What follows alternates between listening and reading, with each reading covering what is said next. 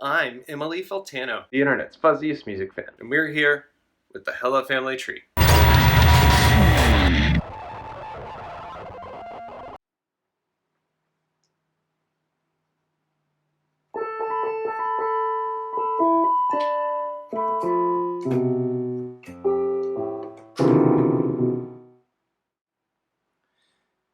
I don't live in LA anymore. I'm sure I'll move back someday, but in the meantime, I have plenty of wild stories from the time I spent there. One of the most wild stories I have is the time I stopped a guy with a knife on the subway.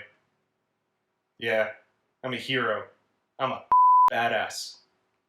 I mean, no story's perfect, but yeah, for all the people in LA who think they're tough and who think they're badass, I'm a badass. I'm more badass than you ever wish you could be. I'm Emma in the Shadows, and this is my discussion on Undo K from Hot. Get a star.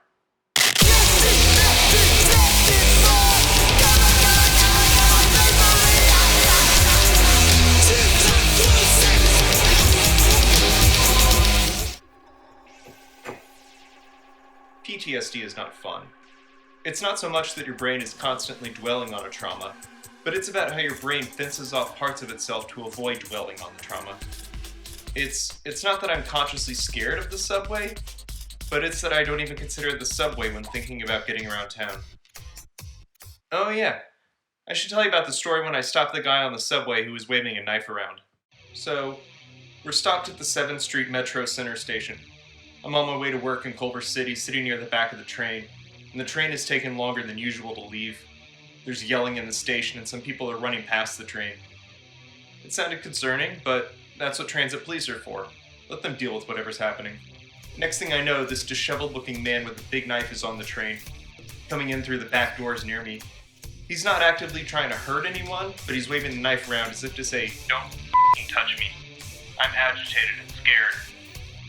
I've been the victim of random violence in the past, so I don't react to stressful situations in the standard way most people do. I don't really flinch. Time slows down. I don't panic, but I don't freeze. The man with the knife passes me and makes his way to the front of the train, and people are freaking out. They're yelling and running off the train and trying to keep a good distance from the knife. I just notice he's wearing a baggy black hoodie. Then the man makes his way to the back of the train again. I carefully set my bag down and shift my weight to my feet. I'm somewhere in the middle of standing and sitting. My eyes are focused on his knife. As soon as he passes me, I stand up and grab his hoodie with both hands and push him down into the seat. His right hand, still holding the knife, is extended, and I twist his body enough on top of his right arm that he can't bend his arm backwards. I don't think I said anything. Nothing threatening or calming. Nothing to make me feel badass or compassionate. I'm just a robot acting to defuse a dangerous situation. I wish I could say the story ended there, but there's a half-dozen teenagers who run up and start throwing punches and assaulting this man while I'm holding him down. I've never seen anyone punched in the head up close, and it's nothing like the movies show us. A teenager peels the man's fingers off the knife and gets it out of his hands. Somehow in that chaos, I learned that the man had stolen an older lady's purse, so they were dishing out their own brand of justice and had been chasing around earlier, which is why he was running around waving a knife. One of the teenagers grabs the man's bag and they all run off the same door that the man and I both entered on. The man is, understandably, out of sorts. Since he was disarmed at this point, I let him go, and he stumbles off the train declaring, "All I have is in that bag." It's a f***ing mess. It's f***ing chaos. There's no heroes here. There's just violence and anger. I panic for the only time in this incident, worrying that my backpack had been taken, but I find it on the floor. Luckily, it hadn't been stepped on in the chaos. My computer, the same computer I'm writing this on, is unharmed. What next? Do I talk to the cops? For all the reasons you can imagine, and some you can't, I don't want to talk to the cops. Among the confusion, I snuck off into another train car, shrunk in a corner and hoped no one would recognize me as the badass who stopped the guy with the knife. There was some well-meaning but also naive dude who had his pocket knife in his fist above his head as he held the subway strap, displaying his tiny pocket knife as if to say, "It's okay, everyone. I'm gonna protect this. I've got this under control." Dumbass. Well-meaning, but still a dumbass. I'm the f***ing hero here, not you. And even then, am I the hero? I just held a man down while he was being punched in the head repeatedly. I had a knot on my head, the only evidence that I didn't just hallucinate a violent scenario. I don't remember who hit me, probably the man with the knife as he struggled to get free.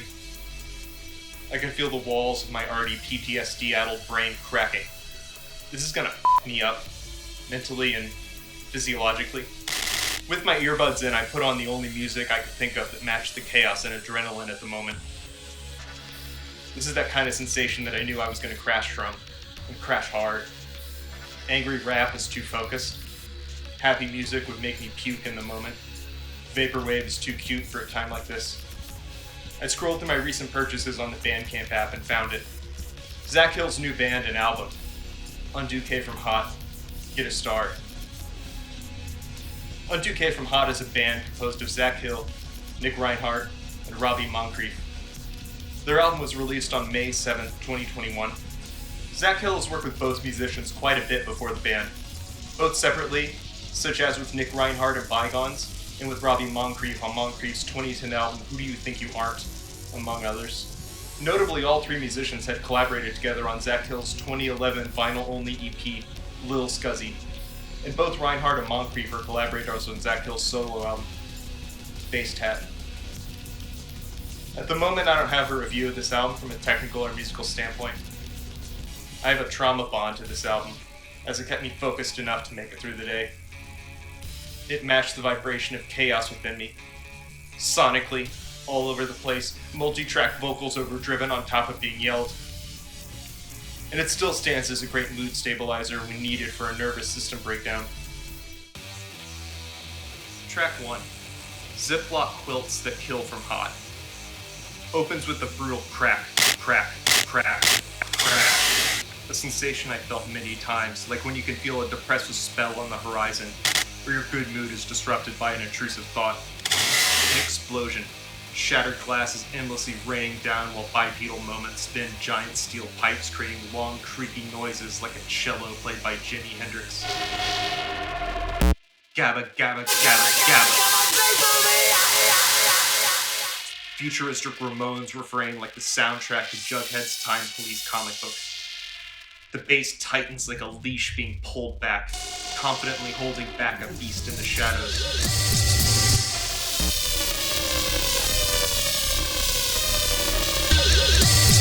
Falling into sand. Track 2, 750 Dispel.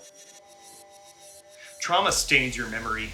It's the realest thing that's ever happened to you, but you do all you can to undo it. To unmap what is revealed about who you are. You survived a traumatic incident. You're a f***ing hero. Your veins burn with adrenaline. The vocals are intentional and meaningful, but distant and hidden behind clouds and filters. Which way is it? It feels like the tension and release of the Big Bang, existence agonizing over existence. Being so complicated, this music pulls you backwards as you try to stay on top of it.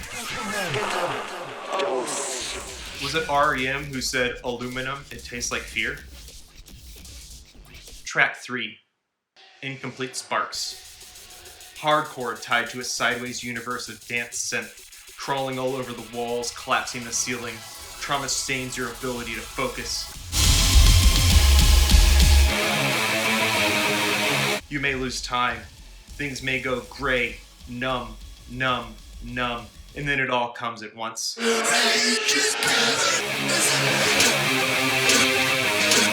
Track 4, Empty AM. Feral. Raw.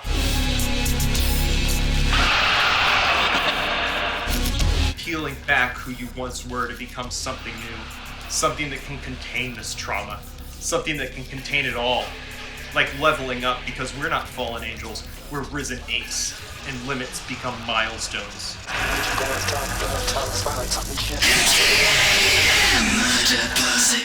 Track 5, Back Cages. Breathe. Just focus on breathing. Practice grounding exercises. I'm rubbing the inside of my green hoodie sleeve. I'm rubbing the inside of my green hoodie sleeve. I'm rubbing the inside of my green hoodie sleeve. I'm on a metro rail going to Culver City.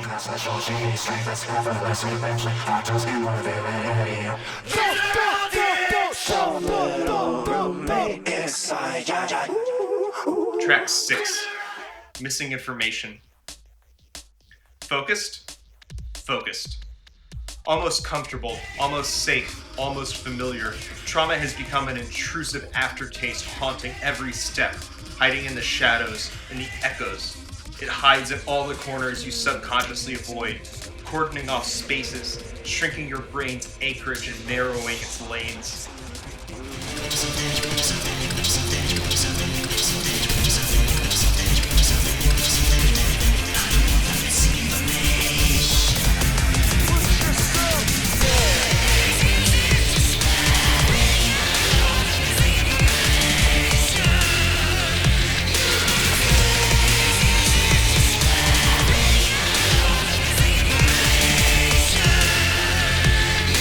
Track 7.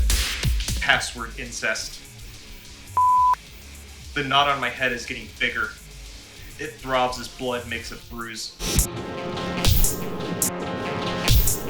Everyone who thinks they're tough. This isn't the first time I faced danger and fought my way to survival. The cops. The transit police. Those motherfuckers didn't do shit. Give me their fucking paychecks. Give me their pension plans. I've earned it, god.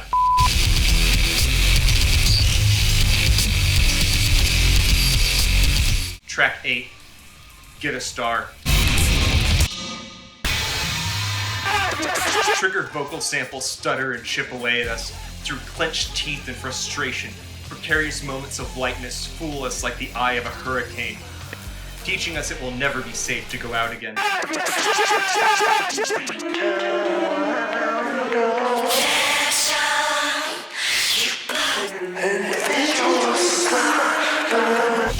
Patterns wear in our heads like wildlife footpaths.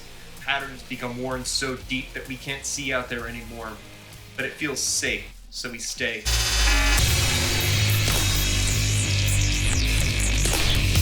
Track 9. Crosswalk. For sure, the stars are something's going on about the petitions. Life becomes tied to sensations and stimuli. The rotating door of ready and not ready hit a fever pitch. Motivation comes and goes like the wind. Existence loses both predictability and unpredictability. It's just a game of controlling space and sound to starve off overstimulation. Will see my vengeance, though it will be swift. I am the Alpha and the Omega, the first and the last. You will bow your knee and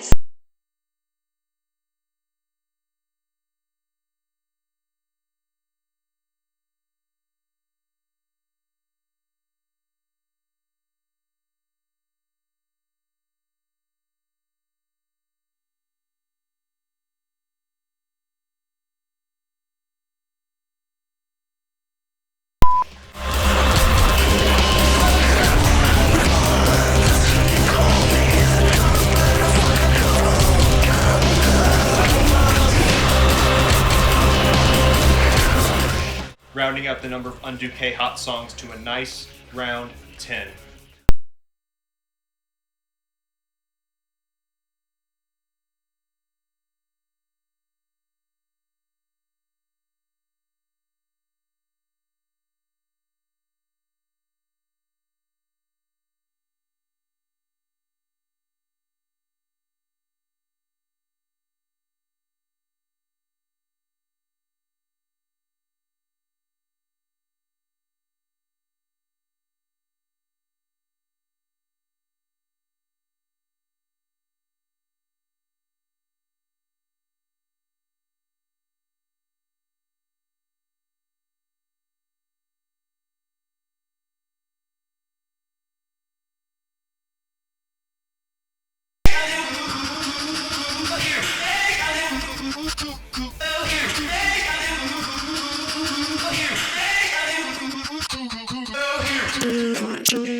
Let's go.